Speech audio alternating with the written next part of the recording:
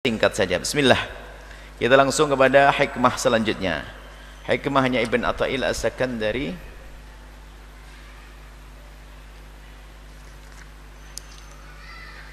Qala al-musannif rahimahullah ta'ala nafa'ana Allah bihi wa bi ulumihi fid darin amin ila anqal. La amala arja lil qabuli min amalin yaghibu anka syuhuduh wa yukhtaqar indaka wujuduh. La amala arja, tidak ada sebuah amal yang sangat diharap untuk diterima oleh Allah. Tidak ada amal yang lebih bisa diharap untuk diterima oleh Allah. Tidak ada yang lebih diharap melebihi daripada min amalin yaghibu anka syuhuduh, melebihi daripada amal yang sudah tidak masuk dalam pandanganmu. Maksudnya yaghibu anka syuhudu, sudah tidak lihat. Nah, ini gambaran ketulusan. Makna sederhana begini, amal yang tidak ada amal yang mudah diterima oleh Allah melebihi daripada amal yang di saat kita melakukan kita tidak melihat amal itu lagi. Kalau kita melihat lagi, nah ini masih ngitung-ngitung amal. Makanya kalau beramal sudah lupakan, jangan disebut-sebut. Nah, itulah yang diterima oleh Allah. Jangan sebut-sebut sudah, jangan ingat-ingat sudah. Jangan kau, aku sudah berbuat selesai, aku serahkan kepada Allah. Itulah amal yang diterima oleh Allah. Ini makna globalnya seperti itu. Wa yuqtaqar indaka wujuduh, dan engkau merendahkan amal itu di matamu sendiri. Wujudnya amal padamu engkau rendahkan. Dua penyakit yang menjadikan amal tidak terima dipangkas dengan hikmahnya Ibn Athaillah As-Sakandari. Yang pertama adalah riya. Yang kedua adalah ujub. Riya itu engkau selalu ingin menyebut-nyebut amalmu, ingin kau lihat amalmu lalu kau perlihatkan kepada orang, itu riya. Yang satu lagi ujub, ingin membesarkan amal di matamu sendiri. Ini hasil karyaku, aku sudah sholat, aku akhirnya masuk wilayah ujub, berbangga dengan amalnya. Dia tidak sadar bahwasanya amal itu bisa dia lakukan karena Allah. Maka ini dua-duanya menjadi tidak dilakukan. Maka agar bisa diterima oleh Allah, dalam bahasa yang sering kita dengar adalah harus bebas dari riya, bebas dari ujub. Baik, sekarang kita akan coba jelentrehkan begini. Orang yang tingkat keikhlasannya masih rendah, ibadahnya ibadah kelas dasar, belum kelas tinggi, itu biasanya beramal sedikit saja sudah, wah aku sudah, alhamdulillah, masya Allah, aku sudah bisa. Nah, ini kelas rendah. Alhamdulillah, tahajud, masya Allah, wah puasa. Nah ini orang kalau sudah pangkatnya mulai tinggi lagi, ya Allah, semalam aku hanya dapat sebegitu ya Allah, padahal telah kau beri kenikmatan aku sehat. Itu ada orang sakit saja bisa 10 rakaat, kenapa aku cuma 6 rakaat ya Allah? Nah, sudah mulai beda kan? Ini pangkatnya sudah tinggi. Dengan yang pertama tadi, wah sudah, siapa dulu nih, saya kok tahajud biasa, sudah setiap malam saya puasa enteng, sudah 20 tahun puasa Senin Kemis. Wah, hebat, masya Allah. Tapi kalau sudah mulai pangkatnya tinggi, amalnya itu menjadi rendah di matanya. Ya Allah, apa yang aku lakukan tidak sebanding dengan nikmat yang kau berikan kepadaku ya Allah. Apa yang aku lakukan ini enggak ada apa-apanya, dan juga apa yang aku lakukan juga darimu ya Allah.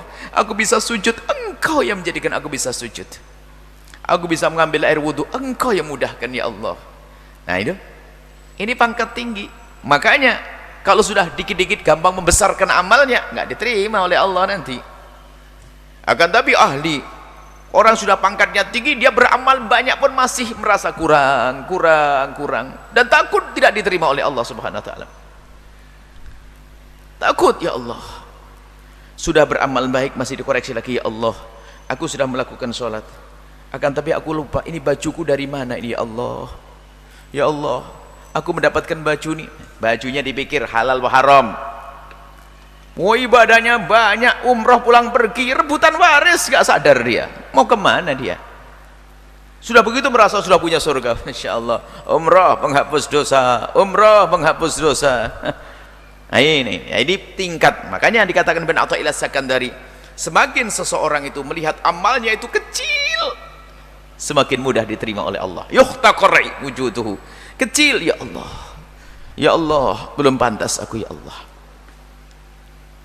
Dan setiap saat kita mengadu kok kepada Allah, kita tahu kita diperintahkan oleh Allah untuk beribadah, melakukan sholat, puasa dan sebagainya, itu perintah dari Allah, sehingga kita pun ikrar dengan seyakin-yakinnya bahwasanya kita tidak boleh menyembah kecuali kepada Allah. Iyyaka na'budu, jelas. Akan tapi kita pun harus sadar bahwasanya seorang hamba tidak bisa meletakkan jidatnya ke tanah untuk sujud sekali saja kecuali itu rahmat dari Allah. Maka bergegaslah seorang hamba yang sadar memohon kepada Allah, wa iyyaka nasta'in, kepadamulah aku memohon pertolongan agar aku bisa berinfak, agar aku bisa berderma, agar aku bisa sujud, agar aku bisa puasa. Nah ini pangkat. Kemudian harus diperlebar lagi pemahamannya bahwa semua amal baik yang kita lakukan ini ternyata permulaan kebaikan adalah dari Allah. Allah memandangmu dengan kasih sayangnya, maka Allah berikan di hatimu keinginan untuk melakukan kebaikan. Maka di saat kita bisa berbuat baik pun bukan kita minta, ya Allah aku sudah nyembah kepadamu ya Allah, bukan begitu. Akan tapi di saat seorang hamba melakukan kebaikan, yang ada di dalam hatinya adalah puji syukur, ya Allah, yang menjadikan aku seperti ini adalah Engkau ya Allah, yang memberikan kemauan adalah Allah. Sehingga kalau kita mau hitung-hitung ibadah, nggak pantas dinisbatkan kepada kita. Kenapa? Semua sahabnya dari Allah. Semua sahabnya dari Allah. Tenaga Allah kasih, rizki Allah kasih, apalagi semua dari Allah. Lalu kita bisa melakukan ibadah, sehingga sebanyak apapun ibadah yang bisa kita lakukan, ternyata itu adalah percikan daripada rahmat Allah Subhanahu wa ta'ala. Maka nggak pantas lagi seorang hamba menisbatkan pada dirinya, ya sabar dulu, wong saya kok. Nah kalau sudah begitu masuk wilayah ujub, dan ujub itu nanti membuahkan, melahirkan penyakit-penyakit yang banyak. Remehkan orang lain, lah orang kaya begitu sedekahnya cuma segitu, ya sabar. Ini ustadz tahajudnya 2 rakaat, ya ini ustadz kok tidak puasa ini hari Senin Kemis, karena dia ahli Senin Kemis. Sudah mulai ngeremehin orang kan, di belakang ustadznya pas hari Senin tiba-tiba minum di mimbar. 10 Muharram puasa, semua puasa, ustadznya lagi gak puasa. Ustadz tidak puasa. Lo mulai ngerendahkan orang kan, nggak cukup dia. Bukan sekedar dia masuk wilayah ujub, berbangga dengan amalnya, membesarkan amal, tapi setelah itu masuk wilayah merendahkan orang lain. Lihat ini kalimat indah dari Ibn Athaillah Sakandari. Paling mudah diterimanya amal adalah yaghib anka syuhuduh, sudah tidak kau lihat lagi. Setelah berbuat baik sudah.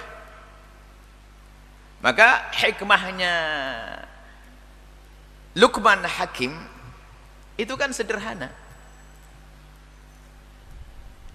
Hikmah Luqman Hakim, suatu ketika beliau berkata, nasihati anaknya, wahai anakku, agar engkau diterima oleh Allah, lupakan 2 hal dan ingat 2 hal. Apa itu?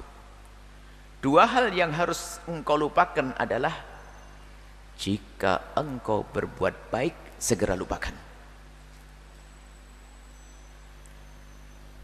Dan yang harus kau lupakan yang kedua adalah, jika ada orang berbuat salah kepadamu, segera lupakan. 2 hal yang harus kau lupakan, selamat kau. Yang pertama apa? Jika engkau berbuat baik, lupakan. Biar gak dihitung-hitung. Coba saja Anda sedekah 10 juta, mau sedekah lagi ingat, kemarin sudah 10 juta. Kalau Anda lupa, keluar lagi duit, enak. Tapi gara-gara diingat lagi, oh sudah sedekah, kapan? Dihitung 20 tahun yang lalu, sudah kedaluarsa. Maka nasihat ringan dari Luqman Hakim, lupakan 2 hal. Jika engkau berbuat baik, segera lupakan. Jika ada orang berbuat salah kepadamu, segera lupakan. 2 hal yang harus selalu kau ingat. Jika engkau berbuat salah, Ingat terus biar engkau bisa segera tobat dan terus tobat. Yang kedua, tidak mengulangi lagi. Yang harus kau ingat terus adalah jika ada orang berbuat baik kepadamu, hendaknya kau ingat terus agar kau bisa terus memperbanyak terima kasih kepadanya. Termasuk Allah, bukan manusia saja, kebaikan orang, kebaikan siapapun, hendaknya kau ingat terus agar semakin besar syukurmu. Sederhana. Tadi yang mudah apa? Lupakan amal, jangan dilihat terus. Nah, kalau ingin melihat amal dalam irama koreksi. Pernah suatu ketika dalam bab ikhlas waktu itu, yuk kita hitung-hitungan amal kita. Bukan hitung-hitungan amal kita banyak atau tidak banyak. Kita merenung, amal kita diterima tidak oleh Allah kira-kira? Ada unsur riya atau tidak? Merenung. Jangan sampai banyak amal, tak taunya apa? Habis. Hanya kita pamerkan di depan seseorang, bangga di depan seseorang, menjadikan kita meremehkan seseorang, menjadikan kita sombong, habislah amal itu. Kita perlu di saat beramal kita koreksi lagi, ya Allah, aku beramal. Nah ini, karena Allah atau tidak? Maka sederhana, agar amal diterima, yang paling bisa diharap dan mudah diterima oleh Allah adalah jika engkau mudah melimpahkan amal tersebut. Jangan dilihat. Ini adalah hilang daripada riya. Nggak pengen disebut oleh siapapun. Oh, Masya Allah Pak Haji, ini sandal yang saya belikan dulu itu ya? Oh sudah 10 tahun, mereknya aja sama, masih ingat ya? Allah, nah, dunia. Tapi kalau sudah lupa, nggak sadar bahkan. Kalau yang bangun masjid itu adalah dia, nggak ingat bahkan. Baru setelah dengar ceritanya, oh baru sadar. Dia kalau nggak ingat, memang tidak biasa mengingat-ingat. Maka tanda amalmu yang diterima oleh Allah adalah mudah, engkau tidak gampang menyebut-nyebutnya. Sederhana. Kemudian tanda amalmu diterima oleh Allah, yuhtaqar indaka wujuduh. Amal yang kau lakukan terus kau anggap kecil. Nah ini kalau sudah kita begitu, hebat. Semua amal yang kita lakukan dibanding dengan karunia Allah kecil, ya Allah. Enggak sebanding, ya Allah. Kau beri 1 miliar, ya Allah, aku hanya nyumbang 100 juta. Ya ilahi, astagfirullah ya Rabb. Wah, ini berat banget bagian duit nih. Ya Allah, aku bisa tidur jam 10 malam. Kenapa tahajud saya juga tidak bisa, ya Allah? Puji syukur kepadamu, ya Allah, atas ibadah yang aku sudah mudahkan untukku. Tapi aku mohon maaf, ya Allah, aku tidak bisa sempurna dalam ibadah. Lihat. Sehingga kalau orang sudah makomnya tinggi nanti, mereka menyesalnya bukan menyesal urusan dia itu melakukan keharaman, sehingga menyesalnya di saat dia tidak bisa melakukan kebaikan. Kan kita perlu menyesal karena seseorang melakukan dosa. Nah ini, ada orang menyesal karena dia telah melakukan dosa. Khauf, menyesal dan takut melakukan dosa. Ini adalah tingkat pangkat. Paling tidak kita tidak apa-apa di sinilah. Cuman pangkat tinggi bukan itu. Dosa sudah sangat jauh. Pangkat tinggi adalah takut kalau amalnya tidak diterima oleh Allah. Bukan dosa, tapi sudah masuk amalnya, takut tidak diterima oleh Allah Subhanahu wa taala. Nah, ini pendidikan dari Ibn Athaillah Sakandari di sini adalah agar kita selalu bagaimana kita memperhatikan amal kita ini agar tidak dirongrong oleh penyakitnya. Penyakit yang pertama adalah riya. Sebut-sebut, wah, diabadikan namanya. Semuanya namanya harus nempel di sepuat setiap sedekahnya harus tempelin namanya dia, mau dihabisin pahalanya. Tapi ingat, ini kalau kita kembalikan bab riya ya, urusan riya urusan pribadi ya, jangan ngurus riyanya orang. Awas, hati-hati. Ini saya ingatkan lagi, mohon bisa didengar nanti dalam kajian abadikan amal dengan ikhlas. Jangan sekali-kali menunjuk kepada orang dengan sebutan riya. Bukan urusanmu. Kadang-kadang kita pandainya riya. Hebat bener nih manusia, kok tahu hatinya orang. Awas, jangan sekali-kali. Tapi kalau anda ingin menunjuk riya, tunjuklah kepada dirimu sendiri. Jangan-jangan kau riya ya. Seneng ya, kamu sedekah 1 juta kedengaran sama orang. Seneng ya. Riya, tunjuk dirimu sendiri. Tapi jangan sekali-kali menunjuk orang lain, riya. Nah, ini. Karena yang namanya riya itu halus. Dalam hadis disebutkan akhfa min dabiwi namlatis sauda ala sakhratis samma fil lailati dhulma. Yang namanya riya itu halus. Makanya jangan sok tahu. Lebih lembut dari langkah kaki semut hitam berjalan di atas batu hitam di dalam kegelapan malam. Waduh, Nabi yang menyebutkan. Sudah ngulangnya saja susah. Apalagi mikir riyaknya. Lembut. Riya itu muncul kadang 10 tahun yang akan datang. Ikhlas, enggak kuat. Bahkan mau mati bisa disebut. Jadi yang namanya riya tidak serta-merta hari itu dia riya. Bisa esok lusa kan? Bisa minggu depan. Bisa ini. Wah, ini yang bangun saya. Sudah 20 tahun hancur amalnya. Pamer dengan kebanggaan. Makanya riya itu halus. Imam Ghazali menyebutkan satu riwayat, amal ini akan dibawa oleh malaikat. Masuk pintu pertama, pintu kedua, pintu ketiga. Pintu amal tidak tahu kayak apa pintunya, jangan banyak tanya, sudah saya tidak ngerti pintunya kayak apa itu. Pokoknya oleh malaikat dibawa masuk pintu 1, pintu 2, pintu 3. Itu lolos sampai sampai nyampe kepada Allah. Tiba-tiba Allah mengatakan, "Tidak aku terima karena dia berbuat bukan karena aku." Malaikat nggak tahu. Jangan mengatakan orang lain riya, was hari ini. Kemudian jangan sekali-kali sering atau berkata, "Aku ikhlas loh ya." Ngapain ngomong begitu? Ikhlas itu karena Allah, nggak usah kasih tahu sama saya, Pak. Ikhlas itu perbuatan baikmu karena Allah. Ngapain ngasih tahu saya? Ya saya ya enggak ngasih tahu. Ini ngomong sama saya barusan. Kok bilang nggak ngasih tahu?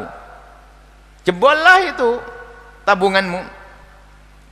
Cuman berbicara ikhlas boleh, bicara tentang ikhlas. Misalnya saya ngasih duit, saya ikhlas loh ya.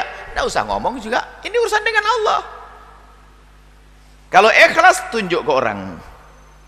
Kalau riya boleh tunjuk ke sini. Kita sering mendua orang ya, riya, itu aja pamer, masjid aja pakai nama. Urusan dia. Memang dari mana kita tahu kalau dia itu riya? Loh, kok hebat banget nggak malaikat kalah sama kamu? Bisa jadi dia itu menulis masjidnya itu adalah karena dia memerangi riya kok. Kok bisa memerangi riya bagaimana? Nulis namanya tulis masjid. Hati-hati. Pernah saya sebutkan memerangi riya itu halus. Ada orang nyumbang masjid begini. Nyumbang masjid. Cuman pakai aturan, nyumbang aja pakai aturan ini. Ada aneh. Orang zaman sekarang nyumbangnya aneh-aneh, pakai aturan. Hei pengurus masjid, apa sih? Saya mau nyumbang masjid, nyumbang ke sini infak. Alhamdulillah. Tapi syaratnya apa syaratnya? Setiap Jumat harus diumumkan kalau Pak Haji ini nyumbang ke masjid. Mau enggak? Nah ini model begini nih. Nah ini riya apa ikhlas? Ada yang ngomong riya tuh. Sudah dibilang jangan nuduh orang lain riya, macam riya. Belum beres pengajiannya sudah. Ya. Kok nuduh orang riya? Pamer. Urusan dia bukan urusanmu dia. Dia sebetulnya orang pengen belajar memerangi riya ternyata. Lah kok memerangi riya pamer? Oh iya, dia itu nyumbangnya tuh 100 juta. Cuman pesen sama pengurus masjid, tolong umumkan setiap Jumat depan kalau saya nyumbang 1 juta. Lah. Nyumbangnya 100 juta, 99-nya disembunyikan, nyumbangnya 100 cu. Minta diumumkan berapa? 1 juta coba. Anda aja nyoba berat kayaknya, ayo. Anda nyumbang 10 juta suruh ngumumkan 1 juta. 1 juta ya? Iya. Salah nyebut aja protes. Ayo. Hati-hati. Sudah terlanjur kita nuduh dia riya. Hati-hati. Jangan katakan kau riya. Kalau pengen nuduh riya nih, pangkatmu tinggi, merasa amalku belum diterima. Ya Allah, jangan. Nah ini akan diterima oleh Allah. Kalau kita menuduh, kita takut kita amal tidak diterima, malah justru diterima oleh Allah. Dan jangan sekali-kali bener loh ya, saya bantu dia lillahi ta'ala ikhlas. Tapi kok loh pakai tapi. Pasti kalau orang suka ngomong ikhlas tuh biasanya ada ujung-ujungnya, ada tapinya. Makanya jangan suka ngomong aku ikhlas. Dia ikhlas urusan dengan Allah, kau kabarkan kepada manusia semuanya. Kasih selesai. Biarpun ketahuan orang, ya biarkan orang lihat kok, mana orang punya mata kok. Cuman jangan usah ngomong ini ikhlas loh ya saya, ini ikhlas loh ya saya. Nah, biar amal diterima. Kalau sudah kita sering menyebutnya, maka Bisa saja itu diterima. Karena apa? Menyebut amal bisa jadi kalau Anda kuat. Untuk apa? Agar ditiru oleh orang lain. Atau ada tujuan untuk merangi riak tadi. Yang Anda sebut cuma 10 juta, padahal Anda nyumbangnya berapa tadi? 100 juta. Makanya jangan suudzon. Anda boleh menyebut amal.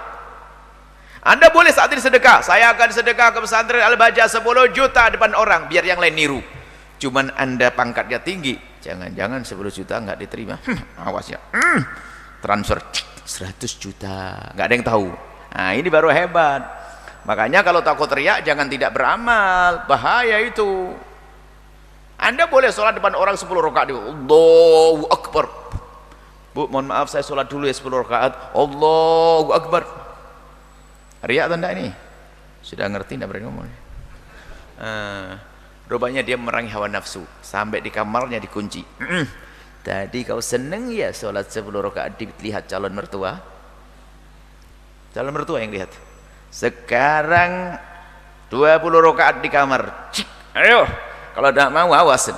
Allahu Akbar. Paksain 20 rakaat. Cuman kebanyakannya anak muda, tua juga ada kadang-kadang. Kalau sholat depan orang bisa panjang, apalagi depan calon mertua. Kalau kamarnya lagi, kalau di kamar bisa lap-lap super kilat. Ibn Athaillah As-Sakandari ngajak kita menyelesaikan masalah ini. Jangan selalu dihadirkan dalam ingatan kita tentang amal itu. Akan masuk wilayah riya nanti. Dan jangan kau besarkan amalmu di matamu. Akan tapi rendahkan amalmu. Jangan-jangan tidak diterima oleh Allah. Belum cukup ya Allah, masih kurang ya Allah. Kalau sudah begitu langsung diterima oleh Allah Subhanahu wa taala. Anda sedekah, iya kok cuma segini ya, padahal kok kurang. Lah ini selalu mengecilkan amal. Makanya wa yuhtaqar indaka wujuduh, akan rendah kecil amal itu di hadapanmu.